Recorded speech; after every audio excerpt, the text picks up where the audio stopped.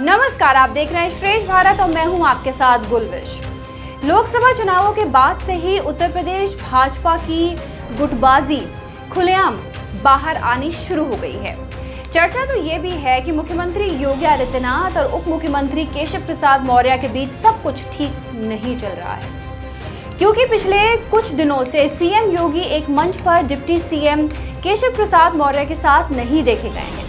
सियासी हलकों में चर्चाएं हैं कि डिप्टी सीएम केशव प्रसाद मौर्य अपना गुट मजबूत करने में इस समय लगे हुए हैं।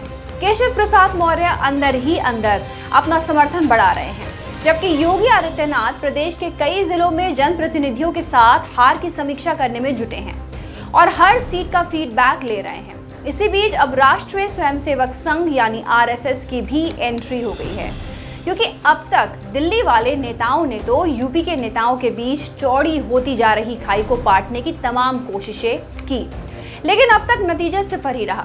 इसलिए माना जा रहा है कि अब आरएसएस ही यूपी भाजपा की गुटबाजी पर लगाम लगाएगा।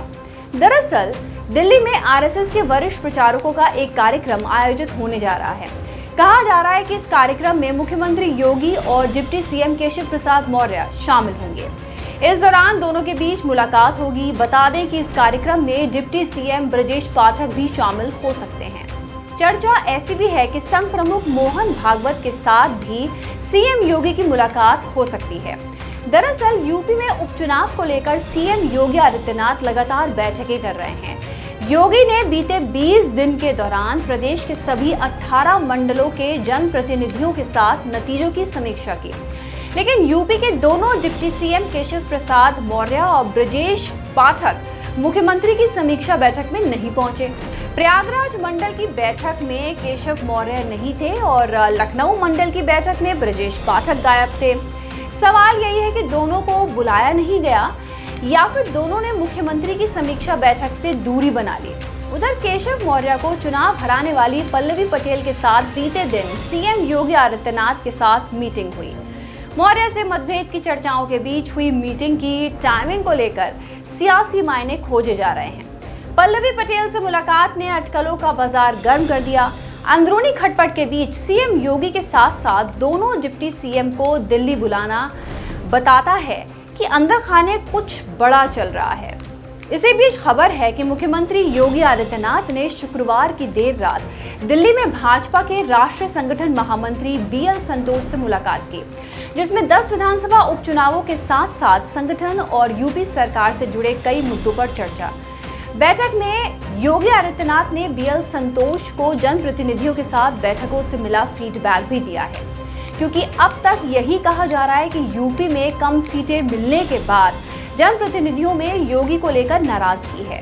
दरअसल जैसे लोकसभा चुनाव के नतीजे वैसे ही यूपी में सीएम बदलने की अफवाहें उठने लगी। सियासी गलियारे में यही दावे सुनाई देने लगे कि यूपी में खराब प्रदर्शन की गाज किसी बड़े नेता पर गिरेगी। इन चर्चाओं को हवा दी केशव प्रसाद मौर्य के सरकार से बड़ा संगठन वाले बयान ने। बस फिर क्या था, अंदरूनी लड़ाई सतह पर आ गई। इसी बीच संगठन बनाम सरकार की लड़ाई में अखिलेश यादव की एंट्री हुई और उन्होंने जुबानी तीर चलाने शुरू कर दिए। अखिलेश यादव ने मॉनसून ऑफर का ऐलान करके यूपी में बीजेपी की सरकार की धड़कनें बढ़ाईं और संदेश दिया कि यूपी बीजेपी में असंतुष्ट विधायकों में अगर बगावत होती है तो समाजवादी पार्टी के समर्थन से सरकार बना सकते हैं। मतलब यही है कि योगी से नाराज नेता अगर चाहे तो यूपी में तख्ता पलट हो सकता है, लेकिन इसकी संभावना ना के बराबर है। वहीं यूपी में उठे बगावत के धुएं को बीजेपी आलाकमान के साथ आरएसएस ने भी सूंघ लिया है। इसलिए आने वाले उपचुनाव के लिए बीजेपी को मजबूत और एकजुट रखने के लिए बीजेपी आलाकमान के साथ आरएसएस भी पूरी कोशिशों में जुटा है।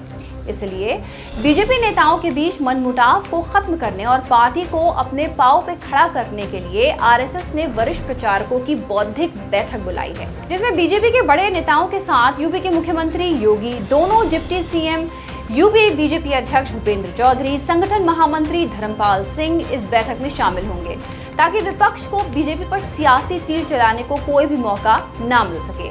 आपका क्या कहना है इस खबर पर, कमेंट करके जरूर बताएं और खबर को शेयर करना बिल्कुल ना भूलें। नमस्कार।